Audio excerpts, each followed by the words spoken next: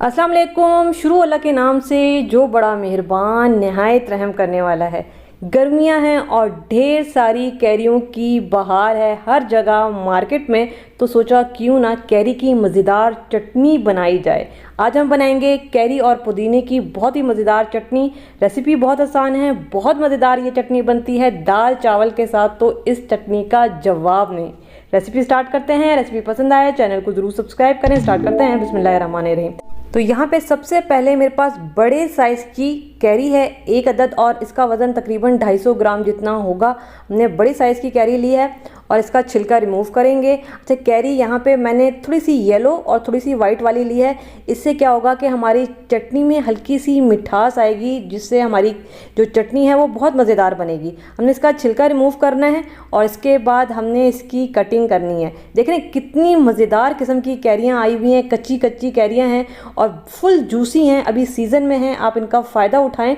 तो हमने इसकी कटिंग करनी है। अच्छा, इसको चाहें तो आप अपने हिसाब से रफली काट सकते हैं, या फिर आप इस तरह से जिस तरह से मैं काटती हूँ छोटे छोटे क्यूब्स में इसको काटें। हमने बस इसको ब्लेंड करना है, तो आप इसको अपने हिसाब से काट सकते हैं, कोई मसले वाली बात नहीं है। ठीक है, इस तरह से हमने कैरी की कटिंग कर लेनी है।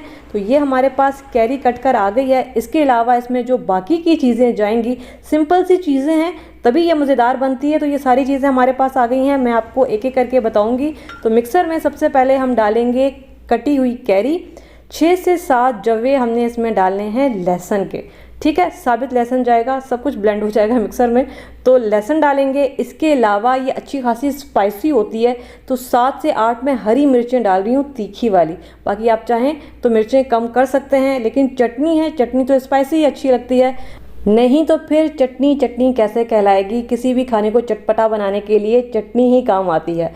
इसके अलावा मैं इसमें डालूँगी आधी गड्डी पुदीना, आधी गड्डी ही मैं इसमें डालूंगी हरा धनिया। परेशानी होना है, मिर्चें आप अपने हिसाब से कम ज़्यादा कर सकते हैं, कोई मसले वाली बात नहीं है।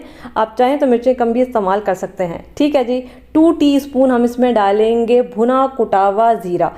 1 टेबल स्पून आपने साबित सफ़ेद ज़ीरा लेना है, पैन में हल्का सा उसको गर्म कर लेना है और फिर मोटा मोटा उसको कूट लेना है। ठीक है। 1 टीस्पून नमक, नमक भी आप अपने जायके के हिसाब से कम ज़्यादा कर सकते हैं। अब देखें, इसमें सारी चीज़ें हमने सॉलिड डाली हैं मिक्सर में, तो ये ब्लेंड नहीं होगा, तो उसके लिए मैं थोड़ा सा पानी यूज़ कर रही हूँ। बिल्कुल थोड़ा सा, चंद कतरे हमें चाहिए होगा ताकि इसकी मिक्सिंग ईजीली हो सके, या फिर आप इसमें नींबू का रस भी डाल सकते हैं पानी की जगह। ठीक है, इसको और मज़ीद खट्टा करने के लिए। अब हम इसको ब्लेंड करेंगे।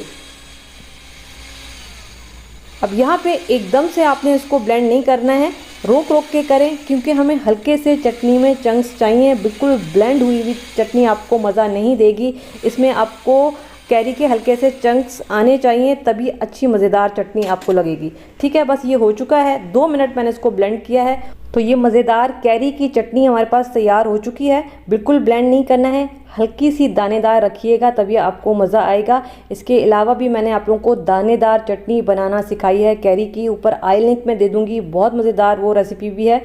तो वो अगर आप ट्राई करना चाहें तो वो रेसिपी भी आप ट्राई कर सकते हैं। ऊपर से छोटे छोटे टुकड़े मैं इसके ऊपर डालूँगी कैरी के।